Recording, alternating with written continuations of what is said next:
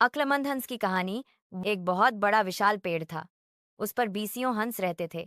उनमें एक बहुत सियाना हंस था, बुद्धिमान और बहुत दूरदर्शी। सब उसका आदर करते ताऊ कहकर बुलाते थे। एक दिन उसने एक नन्ही सी बेल को पेड़ के तने पर बहुत नीचे लिपटते पाया। ताऊ ने दूसरे हंसों को बुलाकर कहा, देखो, इस बेल को नष्ट कर दो। एक दिन यह बेल हम सबको मौत के मुंह में ले जाएगी।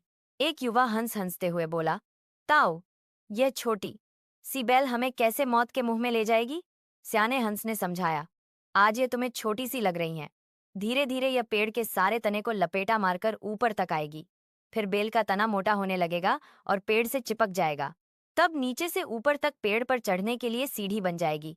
कोई भी शिकारी सीढ़ी के सहारे चढ़कर हम तक पहुंच जाएगा और हम मारे जाएंगे। दूसरे हंस को यकीन न आया। एक छोटी सी बेल कैसे सीढ़ी बनेगी? तीसरा हंस बोला, ताऊ, तू तो एक छोटी सी बैल को खींचकर ज्यादा ही लंबा कर रहा है। एक हंस बड़बड़ाया, यह ताऊ अपनी अक्ल का रौब डालने के लिए अंट शंट कहानी बना रहा है। इस प्रकार किसी दूसरे हंस ने ताऊ की बात को गंभीरता से नहीं लिया। इतनी दूर तक देख पाने की उनमें अक्ल कहाँ थी। समय बीतता रहा। बैल लिपटते लिपटते ऊपर शाखों तक पहुंच गई। बैल का तना मोटा होना शुरू हुआ और सचमुच ही पेड़ के तने पर सीढ़ी बन गई, जिस पर आसानी से चढ़ा जा सकता था। सबको ताऊ की बात की सच्चाई सामने नजर आने लगी, पर अब कुछ नहीं किया जा सकता था, क्योंकि बैल इतनी मजबूत हो गई थी कि उसे नष्ट करना हंसों के बस की बात नहीं थी। एक दिन जब सब हंस दाना चुगने बाहर गए हुए थे, तब एक बहेलिया उधर आ निकला।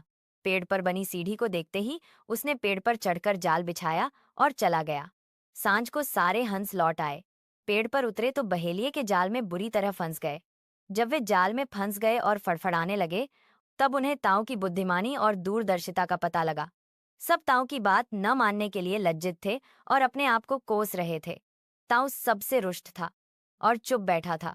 एक हंस ने हिम्मत करके कहा, ताऊ, हम मूर्ख हैं, लेकिन अब हमसे मुंह मत फेरो। दूसरा हंस बोला, इस संकट से निकालने की तरकीब तू ही हमें बता सकता है। आगे हम तेरी कोई बात नहीं टालेंगे। सभी हंसों ने हामी भरी। तब ताऊ ने उन्हें बताया, मेरी बात ध्यान से सुनो। सुबह जब बहेलिया आएगा, तब मुर्दा होने का नाटक करना। बहेलिया तुम्हें मुर्दा समझकर जाल से निकालकर जमीन पर रखता जाएगा। वहां भी मरे समान पड़े रहना।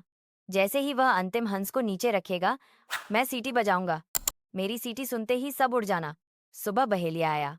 हंसों ने वैसा ही किया जैसा ताऊ ने समझाया था। सचमुच बहेलिया हंसों को मुर्दा समझकर जमीन पर पटकता गया। सीटी की आवाज के साथ ही सारे हंस उड़ गए। बहेलिया अवाक होकर देखता रह गया। एक बार की बात है। एक व्यक्ति रहता था जिसे ईश्वर पर भरोसा था। एक दिन वह गहरी नींद में सो रहा था। अचानक एक विशाल ध्वनि ने उसे जगा दिया। उसने देखा कि उसका कमरा रोशनी से भरा है।